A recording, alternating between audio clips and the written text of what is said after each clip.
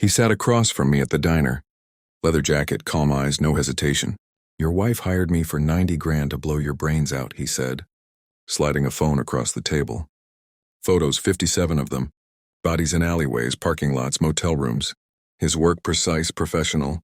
"I've eliminated 47 targets," he said.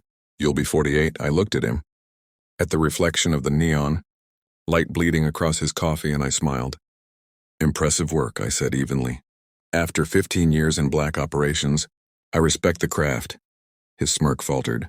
3 red dots appeared across his chest. He froze. "I didn't. Rule 1, I murmured. Never meet your target without knowing who they used to be." He didn't reach for his gun. Smart professionals rarely die stupid. He raised his hands.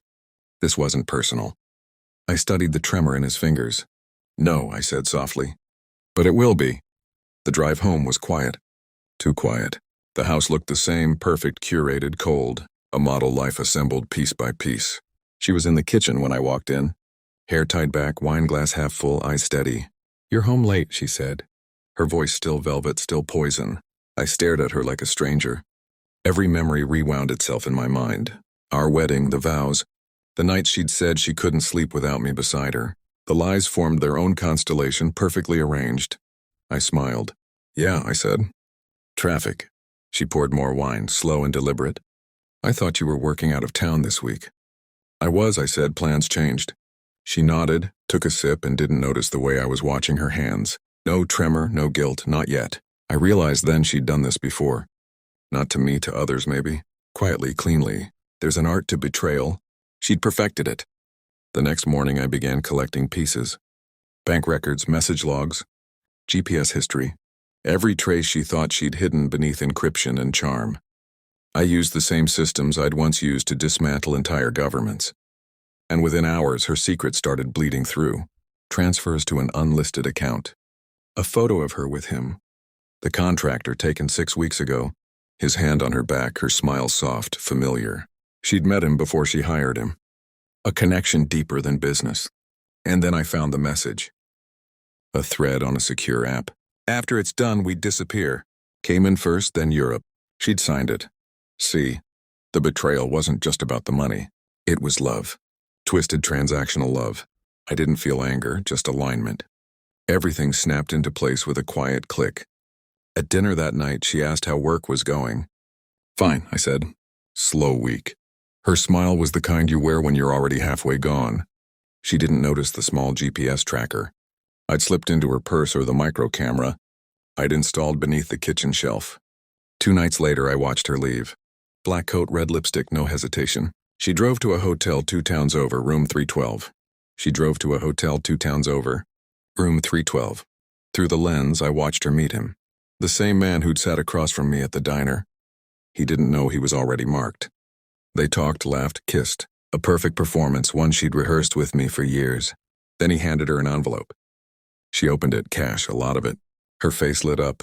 Relief, anticipation, freedom. That was my confirmation.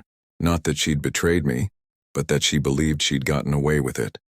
I saved the footage, duplicated it, sent a copy to her private email, and waited. When she came home the next morning, she moved like a woman who thought she was safe until she checked her phone. I watched her freeze at the kitchen counter. Her eyes darted toward me. "What did you do?" she whispered. I looked up from my coffee. "Nothing you didn't plan first." She didn't speak for a full minute. "Then you were supposed to be dead." I smiled. "So were you." Her breath caught. "You think you can ruin me?" "I don't have to." I said, "You already did that yourself." She tried to compose herself, crossing her arms. "You won't go to the police. You'd have to explain everything. The money, the false passports, the offshore accounts." I leaned forward, elbows on the table. "You think I'm trying to destroy you publicly?" Confusion flickered across her face. "I'm not interested in justice," I said. "Only equilibrium." I slid a flash drive across the table. She stared at it like it might burn her fingers. "What's this?" "Every transaction, every recording, every proof sent to 12 accounts under your name. If anything happens to me, it goes live." Her face drained of color. "What do you want?" "Nothing," I said. "That's the point." I stood, walked past her, stopped at the door. "Enjoy the rest of your life," I said quietly, "however long it lasts." I left her there, frozen, small, unraveling. By the time she'd realized what I'd really done, I'd be gone. The accounts she thought were hers, they were mine now. The hitman. He vanished the same night she met him. Some debts can't be paid in blood, only in silence. I live quietly now. Different name, different country. Sometimes late at night, I pour a drink and think about her face when she realized the world was tilting beneath her. That exact second of recognition. That's the moment I finally felt peace. Not revenge, not triumph, just equilibrium. Because in the end, she was right about one thing. Someone did die that week. It just wasn't me. Thanks for watching.